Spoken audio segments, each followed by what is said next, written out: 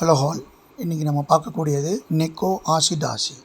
நெக்கோ ஆஷிடாஷி பாருங்கள், இது கிட்டத்துக்கு gate stands அப்படின்னு கூட இதுக்கு ஒரு பேர் இருக்குது. ஸோ இதை நான் ஃபார்வேர்டு போட்டிருக்கேன், இப்போ வந்து பேக்வேர்டில் நான் போட்டுட்ருக்கேன் நெக்கோ ஆஷிடாஷி.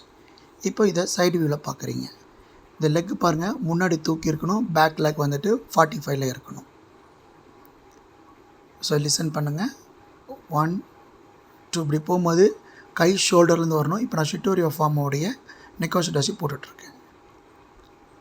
இப்போ வந்து இப்படி நிற்கும் போது பாடி நீங்கள் நேராக வச்சுருக்கீங்க அப்படின்னா லெக் ஸ்ட்ரெயிட்டாக இருக்கணும்.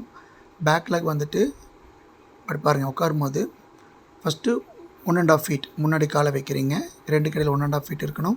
பேக் லெக் 45ல் இருக்கணும். ஃப்ரண்ட் லெக் ஸ்ட்ரெயிட்டாக இருக்கணும். பாடி 45, எந்த கால் பேக்கில் இருக்கோ அந்த கால் இருக்கணும்.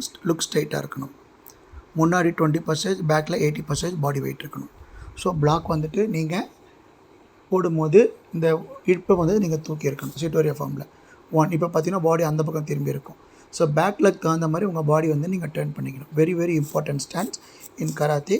கட்டாக் பார்த்தீங்கன்னா ரொம்ப யூஸ்ஃபுல்லாக உங்களுக்கு வந்து இருக்கும். மூவ் ஃபார்வேர்டில் நான் போட்டுட்ருக்கேன். Thank you very much.